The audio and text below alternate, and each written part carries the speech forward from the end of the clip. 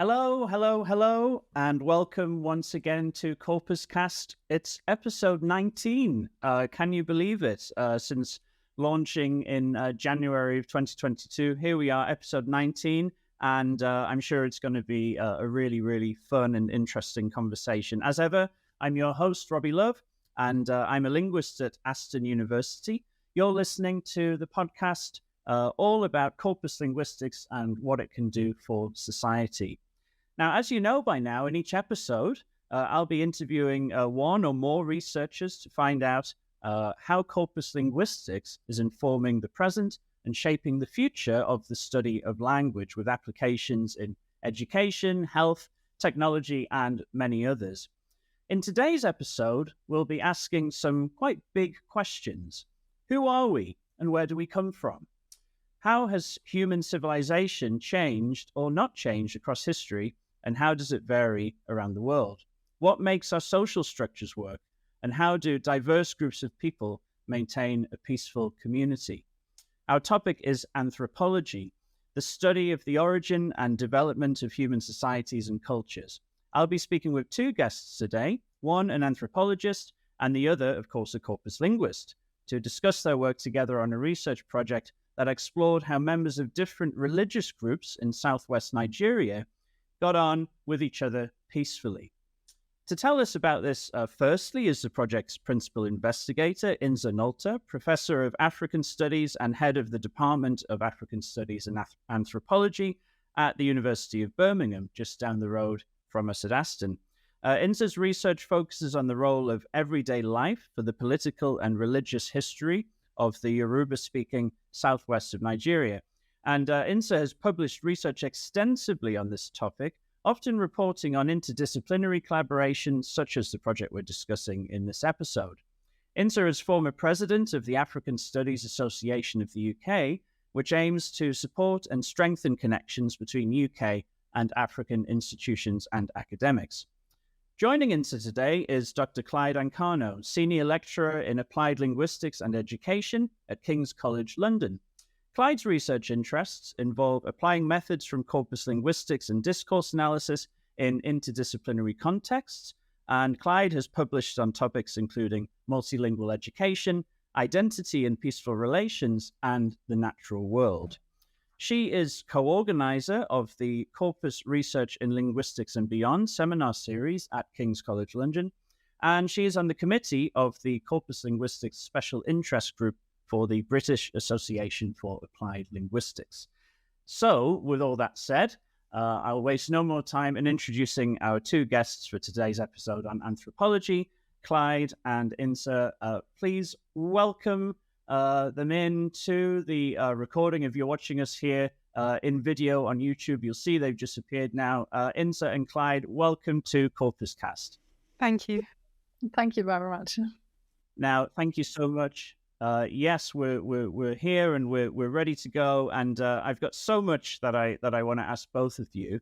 And Insa, I will get to you in a moment. But as is tradition on CorpusCast, I do start with a couple of questions about corpus linguistics, which you'll be relieved to hear I will direct towards Clyde to begin with.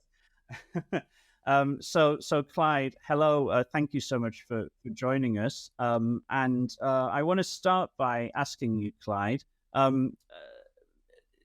question that guests have found to be challenging a little bit. What does corpus linguistics mean to you? The first word that comes to my mind is novelty. So I know it's going to sound a little bit surprising maybe to some of your listeners, but what I mean by novelty is novelty 25 years back. So picture me doing a BA in English at the University of Nantes in France, and back then, I mean, discourse analysis was controversial. On the BA I was doing, there were three pathways: so literature, civilization, and linguistics, and I chose linguistics. And we were lucky to be introduced to corpus linguistics as part of this pathway. And that, within the context of otherwise being mostly exposed to structuralist approaches to language, at the time, that was completely novel, and it really allowed for different way of exploring language data. So yes, novelty would be my what I would associate with your question there. So, in terms of how you came to use corpus methods in your own research, tell us a little bit about that journey from being an undergraduate to where you are now in your current role. So, going back to doing this BA, the person who introduced us to corpus linguistics was Claude Sonis. So he was focusing on English for scientific purposes and compiled corpora of scientific English. And then later on, so that's when I was first acquainted with corpus linguistics. Then later on, when I decided to do a PhD, I chose Cardiff specifically because PhD candidates could do a diploma where they learnt about quantitative and qualitative research methods used in linguistics. And we had, I'm sure you will know Gordon Tucker. So Gordon was delivering a module called Lexis, if I remember well. And that's again something I was really interested in finding out more about because of what I'd experienced on the BA.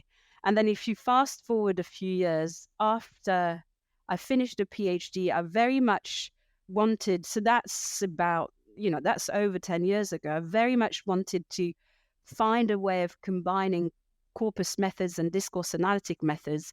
And that's when I started working as a research fellow on Guy Cook and Alison Seeley's project on the discursive representation of animals. So, the people, products, pests and pets project. So yes, so it's there's stages to how I've come to find out more about corpus linguistics, and then obviously I started working as a researcher.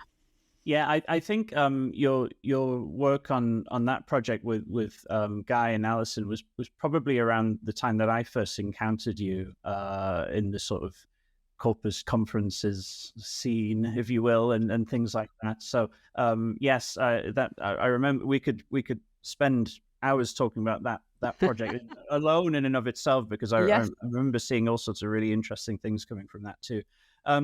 I will now, of course, move to Insa. As I said, I'm not going to ask you yet about corpus linguistics specifically, but similarly, I'd like to hear a bit about your own academic journey and how you came into the position that you have now. Thank you very much, Robbie. I should just say before we start that I am no longer head of department. So I handed that role over in 2022 to a wonderful colleague. Okay, that's fine. Much appreciate your introduction. Well, you were head of department anyway, so right. Yes. So I started in an entirely or another different discipline. I started out in economics. I did my first degree in economics at the Free University of Berlin. And I was really interested in development economics, and then had the chance to spend a year in Nigeria as an exchange student. And it was in Nigeria itself that I actually began to have doubt, because my experience on the ground of what people did and how they experienced economic life, so to speak, did not really link at all with the theories that I had been taught about. And so when I completed my degree, I looked very much for a more interdisciplinary environment to sort of pursue my interest in Nigeria, which really became a country that has fascinated me ever since. And that attracted me to the University of Birmingham, where I did my PhD at what was then an interdisciplinary center dedicated to the study of Africa, or West Africa even, the Center of West African Studies. And I had a postdoc in Oxford, but then returned to Birmingham. We have since developed a stronger focus on anthropology as a core discipline for sort of research on Africa, but we remain that strong interdisciplinary interest. However, we do not have any corpus linguists on the team, and that obviously led to the collaboration across departments and institutions between Clyde and myself. And we will get to that very shortly as the main focus of today's episode. Firstly, though, I think for the benefit of those listening who I hope are probably quite familiar with linguistics and corpus linguistics, but may not be so familiar with whatever interdisciplinary application we're discussing each episode, in this case, anthropology. Insa, I read on your profile online that you say that your research straddles history and anthropology mainly. Broadly speaking, what are the interests of an anthropologist as distinct from, say, a historian, for instance? Well, anthropologists are really interested in life from the bottom up. That means that most anthropological research takes place in the present, partly because while there are some very sort of complex theoretical debates that have shaped our discipline and that sometimes offer links to other disciplines, we are really also distinguished by a very particular research method, and that is called participant observation. So anthropologists spend a long time with the people they research. They often also learn the languages of the people they study, and they try to become a part of these groups that they study. So in many cases, anthropologists work in non-European or marginalized societies. So there's a very long tradition of being quite sympathetic towards the groups that we study. Of course, not in all cases, but broadly. And we are interested in language as an expression of ways of thinking and reasoning. But if we are, then we often look at language as one of several sort of sources of data. So we would also look at unspoken communication, social relations, more broadly relations of power, gender relations, but also aspects like art and creativity, ritual, music, or religion. And you obviously you mentioned that you spent some time in Nigeria, and this struck you as a particularly sort of interesting place to explore some of the issues that you'd been working on. The project we're talking on specifically today is the Knowing Each Other project, everyday religious encounters, social identities, and tolerance in Southwest Nigeria. I wonder if you could say more about the context behind this. You mentioned already, being there and seeing from an economic perspective that the way things were actually happening were not quite as perhaps theorized. So maybe you could say more, and also on the religious aspect of what sort of drew you to this place in this context. I guess I have several ways of starting to answer this. So first of all, the project was funded by the European Research Council, so I remain very grateful for their sort of generous support of it. Nigeria is the most populous country in Africa. It's also a major oil exporter, so it's quite important politically. It's one of really the most important African countries.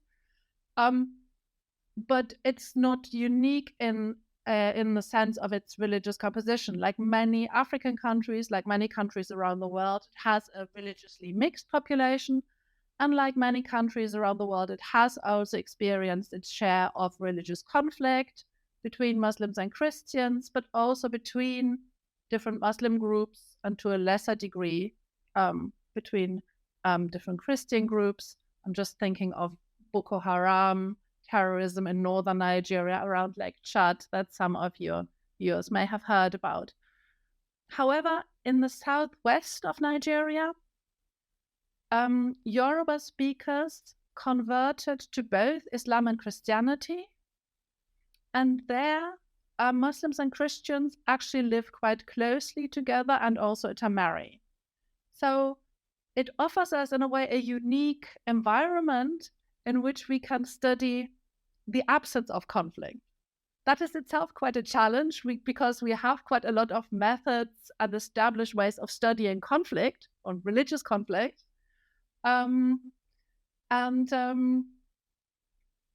While Southwest Nigeria is not the only part of the world where Muslims and Christians resolve issues quickly so that they normally don't turn into large problems, it is one where this phenomenon is sort of very pronounced and offered an opportunity to think more broadly about the possibility of positive relations between Muslims and Christians and members of different religions more generally.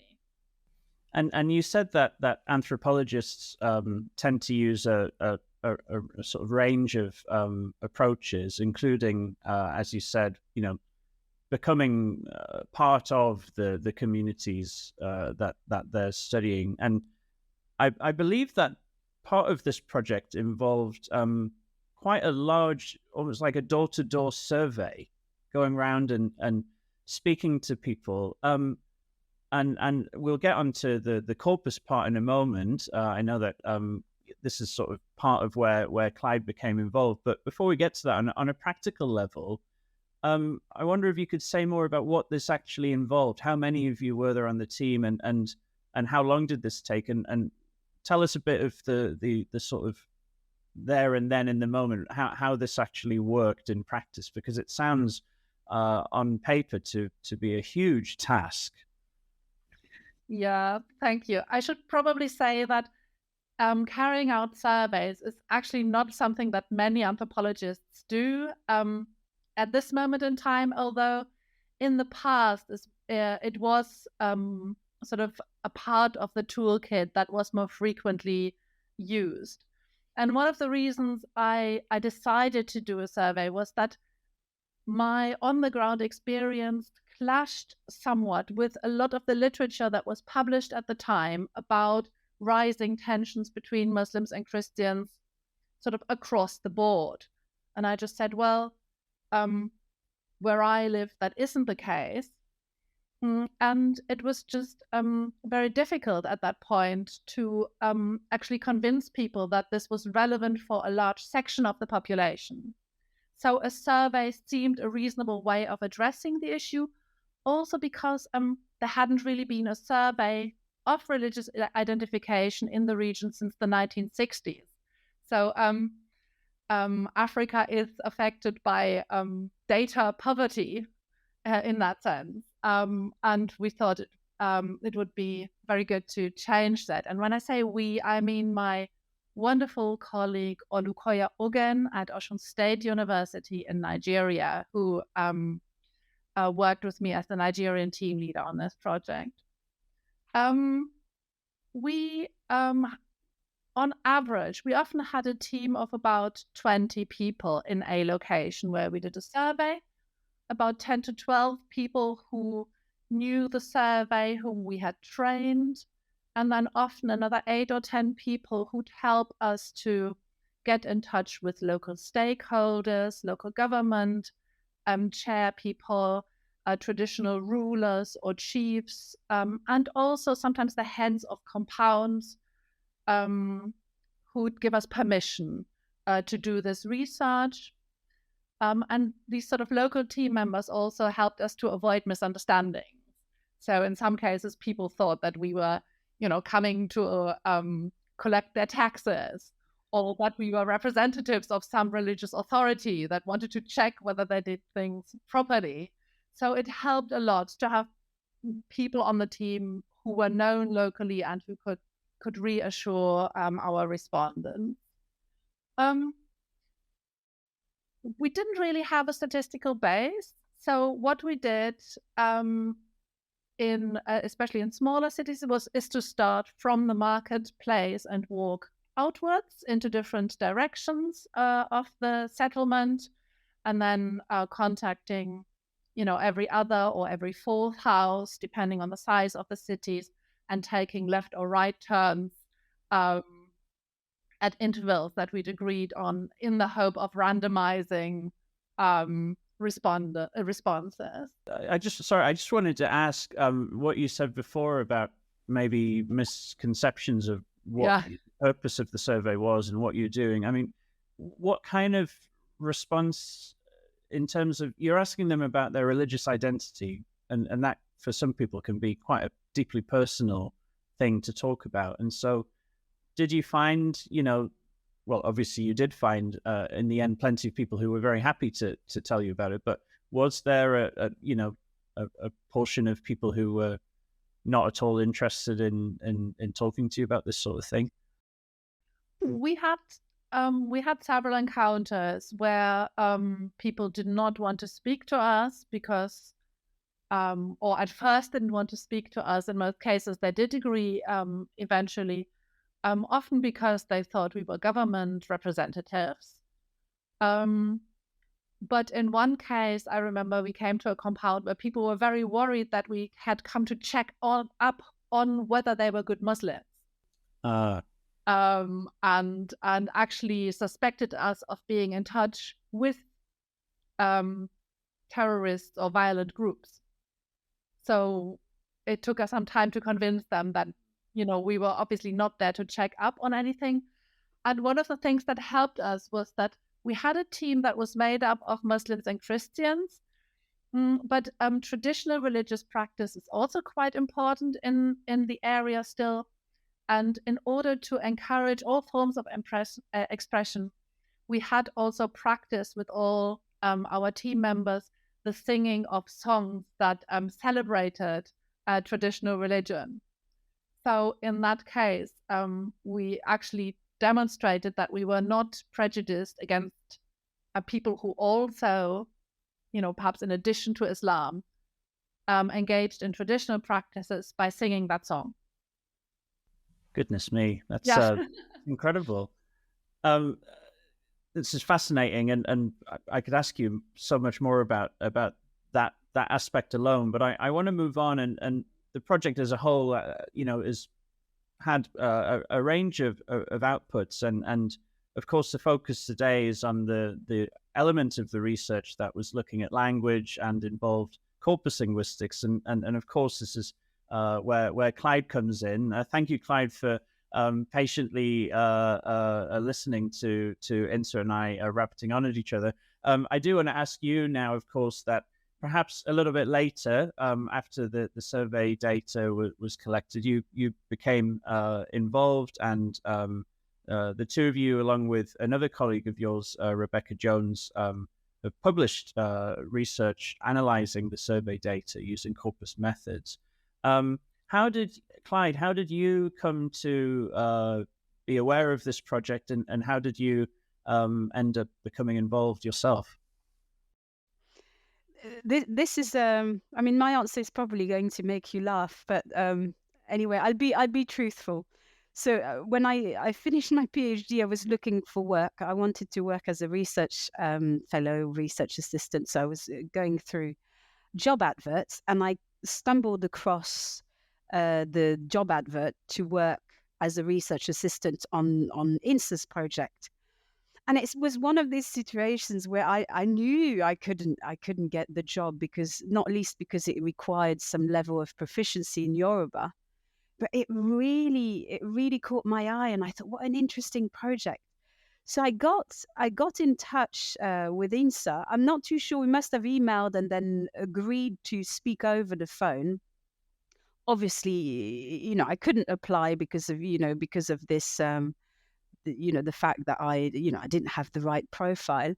But during the conversation, Insa mentioned that they were going to conduct a large-scale, survey, etc., to which we started. I mentioned corpus linguistic methods of analyzing large quantities of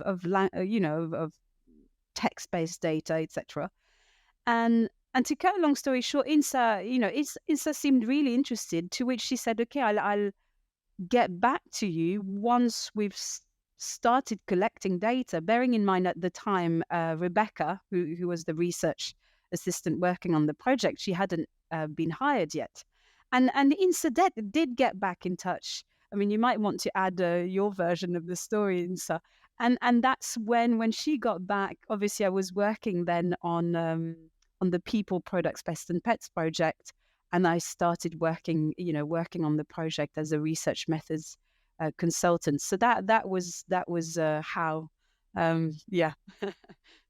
Okay, so that's it's good that you mentioned that actually, because Insa, I wanted to ask whether it was the case that you had already identified, I need a corpus linguist, I'm going to look for one, or rather, as it seems to be, I need somebody who can look at the language, but I'm maybe agnostic about how exactly that might happen. And then it was Clyde who said, well, corpus linguistics would really help with this sort of stuff. How is your memory of how this came to be? Well, perhaps even slightly different still. So at the time, I was just really interested in collecting as much data as possible. And I think I hadn't fully grasped how difficult it would be to manage this data. So in the survey, we asked people about their own attitudes to religion, their religious history, their parents, their grandparents. And we also asked them about things like, if you're a Christian, do you go to mosque? If you are, a Muslim, do you go to church? Do you sometimes participate in traditional events and so on? And then after every question, to avoid just boring yes or no answers, we asked people to explain. So by the time we started to enter the data of about 2,800 respondents, we realized that we had an amount of text from these free text responses that we actually couldn't handle. And of course, at first we thought, well, we'll look at interesting cases, and follow them up. And we did that too. So we have some really wonderful individual case studies. However, it was then that I thought, corpus linguistics might offer an answer. And I must honestly admit that I had no idea what it could do, really. I mean, Rebecca Jones had a better understanding because she was a literature graduate, and was actually quite excited by the possibility. And so I got back in touch with Clyde after our original conversation. And what we did for about 2 years was that Clyde basically prepared little learning exercises for us, so that we started to form a view of what we might finally do with the data once it was entered. Wow, that's I say this completely tongue in cheek, that couldn't possibly find any corpus linguists at the University of Birmingham, who might have been able to help as well. Yeah. We did actually have some help from colleagues in Birmingham at many points, but it was just Clyde's interest in the actual research that made it such a delightful experience, really. Yeah, so it does sound like a really wonderful collaboration. Clyde, I wanted to ask you in what condition or format was the data in when you first got it? Because we've got all of this stuff obviously being done, handwritten responses on bits of paper. How did you receive the data, and did you, how big was your headache when you sort of realized what you'd need to do to get it in a format ready for corpus analysis? I've had this moment a few times in various projects where you sort of, oh my God. So what was that situation for you in this case? Well, I'll give you an idea. So obviously when we met again, the initial conversation we had, it wasn't long enough for me to get a sense of how big the data set would be. So it turned out that there were very many open-ended questions in the survey data. But it also, and roughly to give you an idea of the size of the corpus, some of the answers were in Yoruba, some of the answers were in English, and it were roughly of equal size, so 450,000 words each. And we decided, as you know, for our publication so far, to focus on the answers in English only.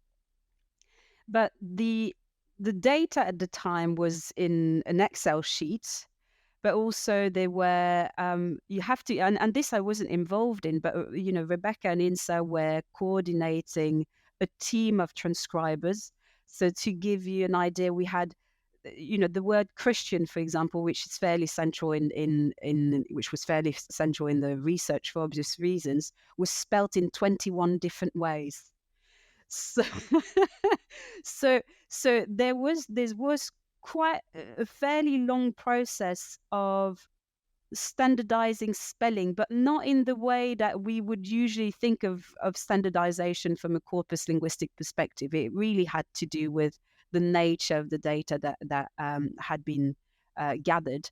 And because of the format as well, it meant, because really, although we had this initial conversation, the project wasn't run with corpus linguistics in mind. Like Insa was saying, when they approached me, it was, okay, we know corpus linguistics might help. What is it? So that meant we needed to find some ways of formatting the data set in a way that would be palatable for corpus tools we might be using. So we involved Akira Murakami, who you might know. So he was then a research fellow on, ironically, on a project that looked at interdisciplinary research discourse, which was led by Susan Hunston and Paul Thompson. And so he wrote a script that allowed us to extract the data, but also later on to apply a range of filters to, let's say, compile subcorpora of the answers by, let's say, Muslim respondents, Christian respondents, traditionalist respondents, looking at, the gender of respondents, etc. So that's I'm making it sound a lot easier probably than what it was. But yes, in some ways I didn't have much to do because of the involvement of Akira, who wrote this script, and then all I had to do is to run this script to then compile subcorpora. And I know that this project is multifaceted, but I wonder, Clyde, whether you could give a flavor of specifically of what the corpus elements of analyzing the survey data helped to reveal about the broader questions that the project was asking around interreligious relations, and what are there any sort of broad themes that emerged, I suppose, with the help of being able to access this data using corpus linguistic methods? It's probably, I'll start the answer, but I think Insa would be better placed to really, give you a sense of how useful corpus linguistic methods were. But just perhaps it might be worth mentioning, those stages during which we, because the project was very much interdisciplinary right from the start. But what that meant, and we articulate it, really clearly in our writing, is that it took time. So we didn't just, it was really a matter of us sitting together and, for example, looking at some of the corpus outputs. We can, go back to this later, for example, but looking at the corpus outputs and seeing what I would see in comparison to what Insa and Rebecca would see. And sorry for the division here, but our disciplinary backgrounds meant that we paid attention to different things, but also, their knowledge of the data and obviously their knowledge of interreligious relations in Yoruba land meant that they could see things that I wouldn't see, but vice versa in some ways. So I'll give you an example. And this is obviously after me really getting acquainted with the survey, what was asked, what was the bigger picture, etc. So some of the things that lived outside of the data. So hence the reason why I'm saying this was a really long process. But the one example that really stood out for me, so we sat down and looked at various kinds of corpus outputs, was when we looked at n-grams. I believe it was 4 grams. And so I compiled, a list of 4 grams, and I'd bring it, and then I'd show actually how I went about compiling them. And I just really remember to this day how excited I thought it was. Fairly exciting, but I'm not going to hide it. I didn't, compared to other things we'd looked at, I was mildly. The excitement of Insa and Rebecca was really interesting for me, because what they saw, so one of the 4 grams was "I do not like." They were able to interpret that 4 gram in a way that I would, I'd focus on other 4 grams, which they'd found interesting. But so we really learned about the data. So this was, for example, about, how the boundaries that people who practice, the religions that we've mentioned, the boundaries, their personal boundaries, and how they express that in the survey. But I think at this stage I should probably let Insa talk about those themes from her point of view. Absolutely, yes. If you don't mind, Insa, I'm sure skipping a million stages in the lifespan of this project, for purposes of the time we have. What were some of the sort of big findings or main kind of observations that you made on the basis of your work together? So for me, the engagement with the corpus methods really, I think, led to a quicker realization of what kind of data we had, or what the data told us. Because of the difficulties of calibrating our data, I mean, there are, say the Nigerian Office of Statistics and the World Bank don't even agree on the numbers of Nigerians, so that made it quite difficult. We were very skeptical and worried about one of our early findings, numerical findings from the survey, which was that there were far more women who were Christians than men, and far more men who were Muslims than women. And we usually think about religious groups as kind of coherent communities, right? You have Muslim families, you have Christian families. And yes, we were aware there was some intermarriage, but we didn't expect that kind of asymmetry. And so we did spend quite a lot of time sort of thinking through, looking for other data to calibrate our own, and we couldn't work out where we had made a mistake. And we were really worried. And so as we worked on statistical modeling on the survey, we were also doing the kind of playing and learning about corpus methods. And one of the things that was really striking in the both in the, say, key lemmas and in the n-grams was the importance of family-related terms. So terms that pointed at gender relations and at interpersonal relations. And it was when we saw that in the language that we actually thought that maybe we hadn't made a mistake, that maybe the survey data that we had really reflected something very important. And so the focus on gender that then arose from this was not at all planned in the original project. And while we have since found, for example, unpublished data that has allowed us to calibrate and to be more confident in our own findings, just having this insight there from our respondents' responses itself that we got through corpus methods, I'm sure, shortened the time it would normally have taken us to get to the insight that we finally got to. So for me, that is really the most startling insight, that, in a context where a survey revealed something really unexpected, this was confirmed through our corpus data, and therefore allowed us just to be confident in this data earlier, and to reach out to others, which of course you wouldn't do if you're still worried that your own data is really tainted somehow.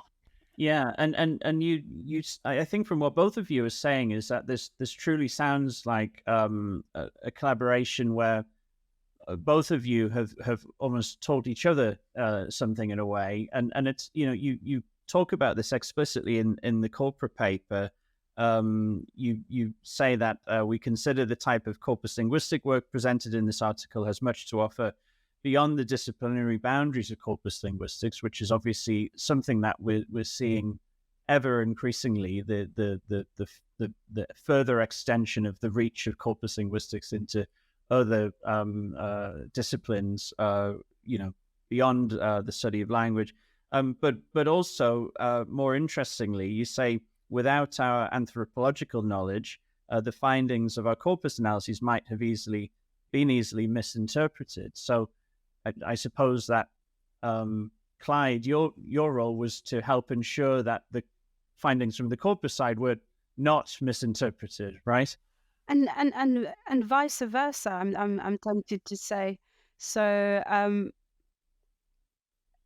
really, if you think it, and I guess our work really illustrates this distinction, which is not always established between interdisciplinary work and cross-disciplinary work. So cross-disciplinary, which you'll understand as, it's okay for the people involved to work in silos and not necessarily interact with each other, and this kind of research is valuable in its own way.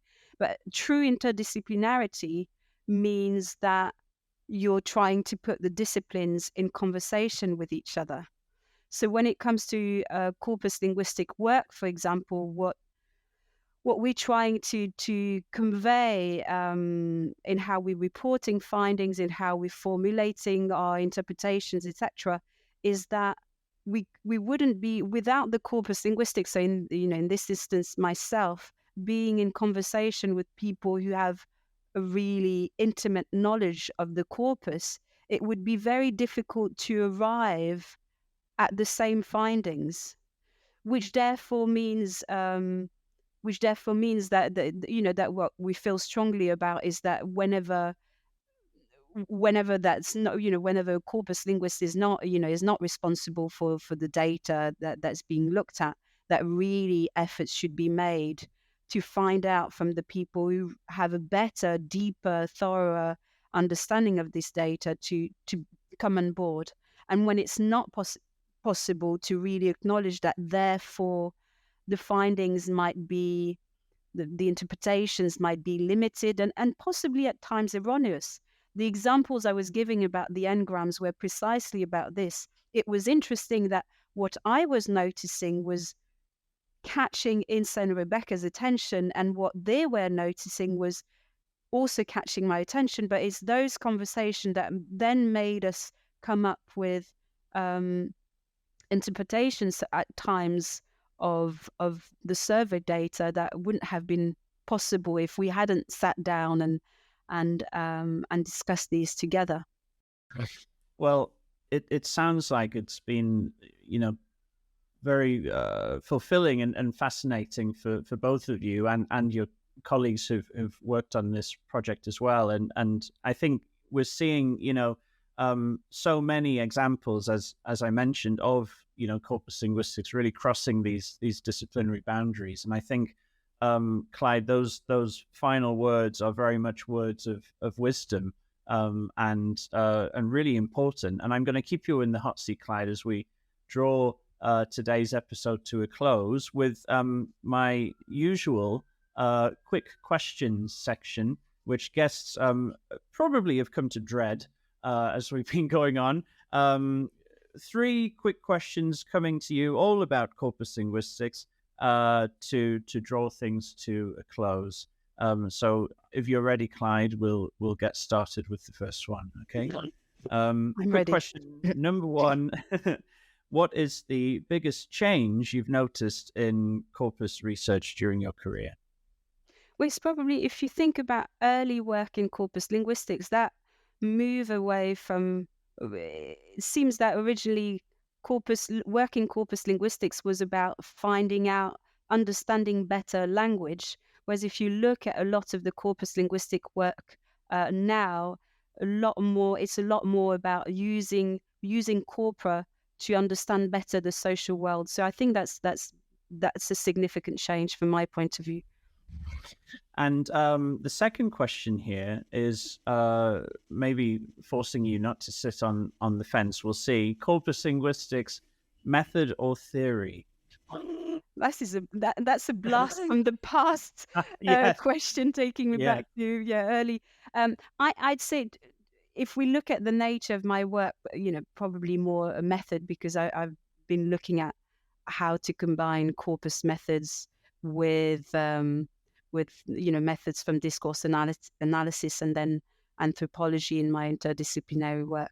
I've had some really interesting conversations with Insa about this. It's been interesting actually to hear what a non-linguist, how they might think differently. Take note that is a bit of an old school question. I'm I think it's both really in Yeah. varying ways, but yes. Final question, looking ahead, how will corpus linguistics make an impact on the world in the future? Am I allowed to mention two things very briefly? Yes, you are. Yes, I am. I force you into this. Well, the first, I'm foreseeing that there'll be more work where corpus linguistics is informing research in other disciplines, so informing other work research in other disciplines, and the second, I'm trying to keep it short. And the second point I'd like to mention here, which I feel really strongly about because of my work with Insa and Rebecca, but also into multilingual education in the Gambia, is I'm very much hoping that corpus linguists will continue investing time to explore languages which have received little attention or haven't received attention. That tends to be because of issues around code switching or because they've recently been developed, and therefore there might be inconsistencies in terms of spelling, in terms of truncating words or phrases. And that's something that we want to be doing, for example, with the Yoruba data. So we've already compiled a corpus of Yoruba in collaboration with Sketch Engine. So the idea would be to look at the nuances, and this is something we've talked about. So there seems to be the thrust of the answers, the ideas that we've looked at seems to be similar based on Insa and Rebecca's insights into the Yoruba and English data. But there seems to be nuances that we'd be able to reveal, and also specific aspects of language use by Yoruba speakers in terms of how they might express certain ideas in Yoruba in comparison to English. So that, I feel quite strongly about that, and I feel quite strongly as well about developing corpora of languages that are where there's little linguistic research that's been conducted on them, and that very much applies to the languages spoken in the Gambia. So I'm exploring possibilities with colleagues there as well. Well, it certainly seems to at least have started moving in that direction with a diversification of languages and multilingual contexts as well that are being explored with corpus methods. So indeed, and best of luck with the next phase of this work as well. We will draw things to a close there. So thank you both, Clyde and Insa, for your time today. It's been really, really fascinating to talk with you both about your work. And of course, to our viewers and listeners, thank you for joining us for this episode of CorpusCast. Whether you're watching on YouTube or listening on whichever podcast player is of your choice. It's funny that Clyde just mentioned Sketch Engine, actually, because for our next episode, our guest is the CEO of Lexical Computing, the company that develops Sketch Engine, Dr. Miloš Jakubicek. He'll be joining me for the next episode to talk all about the story of Sketch Engine and the role that he plays in developing that tool that is used by so many people to do corpus research and teaching around the world.